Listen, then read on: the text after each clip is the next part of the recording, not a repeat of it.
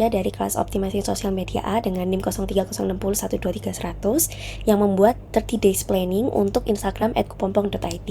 Nah, untuk kupompong.id sendiri merupakan klinik psikologi anak dan remaja yang berada di Surabaya. Jadi platform yang saya kembangkan di sini adalah Instagram ya. Dan ini merupakan Instagram dari kupompong.id. Mungkin saya sebenarnya sudah memegang akun ini dari sekitar 1,5 tahun yang lalu. Namun yang saya masukkan di 30 days planning itu dimulai dengan 12 Maret. Nah, ini kurang lebih untuk feeds-nya. Dan saya akan buka salah satu videonya ya untuk mengetahui editan saya. Hai semuanya, yuk ikut aku interview junior psychologist di Kupompong. Nah, tes mereka. Mister Kak, jelasin secara singkat. Oke, seperti itu kurang lebih. Beberapa hal yang tahu kalau anak yang berkebutuhan khusus itu yang lagi lari, teriak-teriak, dan marah-marah di mall, berarti berperilaku buruk. Oke, selanjutnya kita masuk ke dalam agenda atau planningnya ya. Nah, di sini ada reels pertama, jadi total dari di sini saya memasukkannya itu 37 hari sampai dengan 12 Mei itu sebanyak 8 reels dan ada juga beberapa story kurang lebih 5 story. Jadi bisa dihitung 8 tambah 14 konten ya. Dan di situ yang pertama di sini reels. Nah, untuk reels sendiri itu biasanya saya bagi menjadi yang pertama yaitu membuat secara keseluruhan dulu untuk skripnya terlebih dahulu. Nah, dari skrip sendiri itu juga ada pembagiannya, yaitu saya mencari ide sendiri, mencari inspo lalu bersama supervisor. Kadang ide atau inspo ini asalnya bisa dari saya lihat dari Instagram atau saya lihat dari akun lain atau mencari fenomena yang sedang terjadi ini apa saja, atau mungkin idenya ini langsung dari supervisor saya. Yang kedua, akhirnya saya mengembangkan nih untuk membuat skrip, yaitu copywritingnya dan juga kata-kata yang penuh dengan empati, karena dari kupompong.id sendiri ini mengutamakan empati dan tidak menyalahkan orang tua.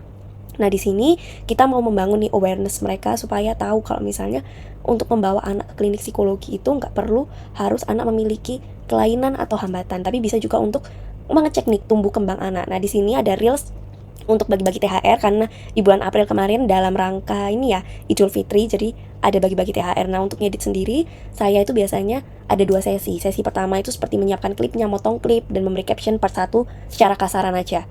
Lalu yang mengedit part 2, sesi kedua itu biasanya saya sembari finalisasi seperti memberi caption, karena caption ini sebenarnya saya manual ngeditnya satu-satu nih. Jadi seperti yang mungkin tadi dilihat ada yang fontnya beda, ada yang transisi, itu ngeditnya manual satu-satu, memberi elemen, ngasih background kayak mengetik titik gitu. Terus finalisasi, cek apakah ada caption yang kurang, apakah ada background yang kurang.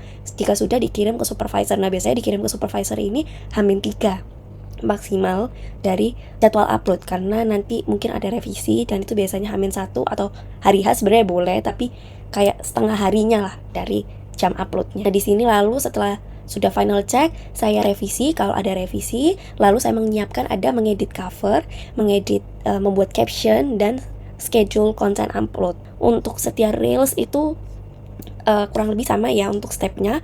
Untuk story di sini ada copywritingnya dulu, lalu mendesainnya di Canva. Ini biasanya saya lakukan dalam satu sesi langsung.